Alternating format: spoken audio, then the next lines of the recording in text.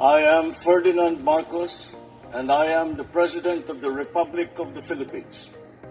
I stand today on behalf of 110 million Filipinos. Hi everyone, hello universe, it's me again. Shoutout sa inyo mga kababayan.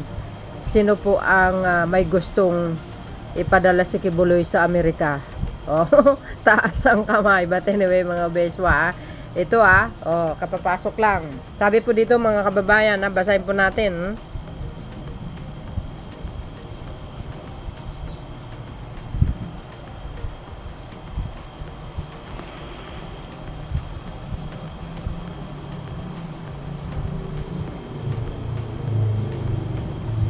Sabi ng GMA Public Affairs, US seeking Kibuloy extradition. Sources say the United States is seeking the extradition of Filipino religious leader Apollo Kibuloy, who is wanted in the US for several charges, including child sex trafficking, engaging in sex with minors. Agay. Fraud and money laundering, Philippines government sources told GMA News Online on Wednesday. Again, documents supporting the U.S. request to extradite Kibuloy were transmitted to the Philippines Department of Justice in June this year, according to sources who have knowledge of the process but spoke on condition of anonymity due to lack of authority to speak on the issue. Naks naman. Sabi dito, GMA News Online reached out the Philippines ambassador to the Washington, Jose Manuel Romualdez, for confirmation, but referred the request for comment to the DOJ. Agay, guys ang kapalagayan nyo? Anong komento nyo dito? Comment have also been sought from the DOJ and the US Embassy in Manila, and this will be published as soon as they are available. Agay. ano mga bes, anong kapalagayan nyo? Dapat niya bang panagutin ang kaso niya doon sa Amerika? Agay. Do you think papaya kaya ang Pilipinas if the US government i-request si Kibuloy na lilitisin doon? Agay. Who knows? Hindi natin alam. No? Abangan po natin ang magiging resulta niyan. US seeking Kibuloy extradition, sources say. Sabi po ng Public Affairs. Sabi dito, mga nagko-comment.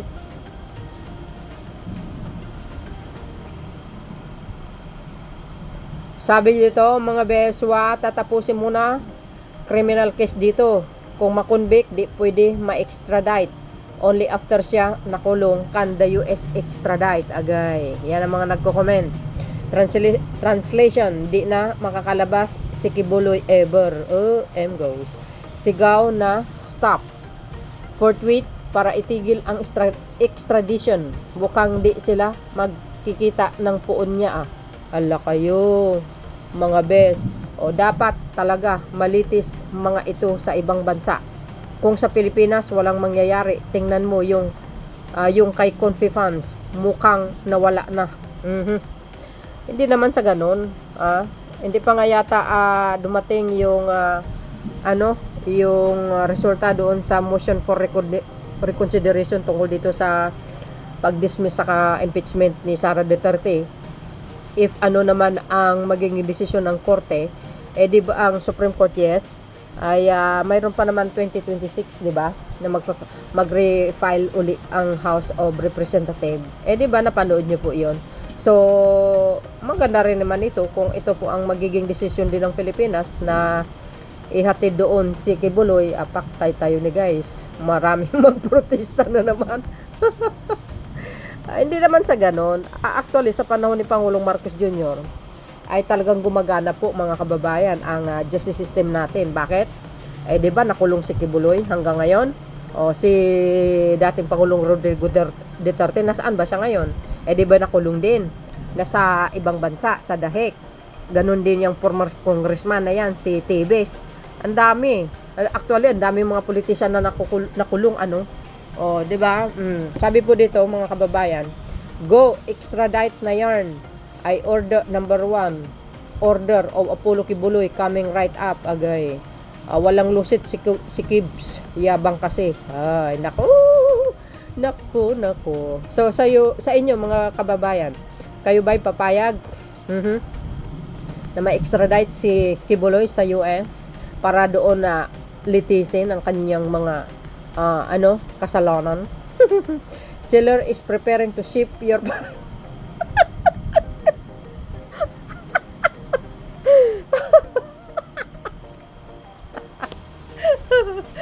mga kalukuhan talaga ng mga Pinoy, ano? Sabi naman ng isa, ayan, dayo ipadala sa Amazon. Hindi sa sa GMT. Ay, hindi, mali. Sa LBC na lang. Loko kayo talaga. Mas maganda doon na lang, makulong. Baka dito, makalusot pa. Tama. Pwede. Padala na yan doon. Walang kwenta, hustisya sa Pinas. Hindi naman. Dami nga nakulong Ngayon, di ba, nakulong siya hanggang ngayon. Ikaw naman. Di ba? Proseso kasi dito sa Pinas alam nyo naman dito sa atin, mahaba ang proseso bago makulong ang isang tao. But anyway, sa panahon pa naman ni dating Pangulong Rodrigo Duterte, matunog na itong kaso ni Kibuloy, mga kababayan Pero hindi na makulong-kulong sa panahon ng Duterte administration. Siyempre protektado, best friend Pero sa panahon ni Pangulong Marcos Jr., walang sinasanto. Ayan, kaya ngayon nasa Himas Rehas siya. Sabi dito, ibigay yan doon. Bato to the rescue. Malamang. Sigurado magsasalita na naman mga yan. Lalo na si Dora Explorer. Sikat ang kaalyado ni Duterte sa US magbakasyon. O di ba mga kababayan, si dating general manager ng PCSO, si Garma nakakulong hanggang ngayon. Sabi sa inyo iiyak na naman ang mga DDS for sure. Ipa-deliver na yan. Sasabihin na naman ng mga DDS, siyempre, kidnap. Wow, magiging abroader na din si Kibuloy, gaya ni Diggs. Agay. Naku, kidnapping issue na naman yan. Hindi. Mga DDS lang mga nagsasabi niyan Not yet, that penalties in the US for trafficking are lesser compared to the under Philippines law. Basta hintayin na lang natin kung ano magiging resulta nito. Kung siya po ay talagang i-deliver through Interpol, hindi natin alam. Dito sa Pinas, pag marami kang pera, mapapawalang sala ka. Kaya ibiyahe na yan sa Amerika, doon litisin. Marami naman siyang pera, sir, pero nakulong din, 'di ba? Under the Marcos administration, agay. Ayan pa, nakatakbo pa for senador. Dami pala kaso niyan, kaya tama lang lahat ng magnanais humawak sa gobyerno, malinis ang pagkatao, wala krimen o kaso.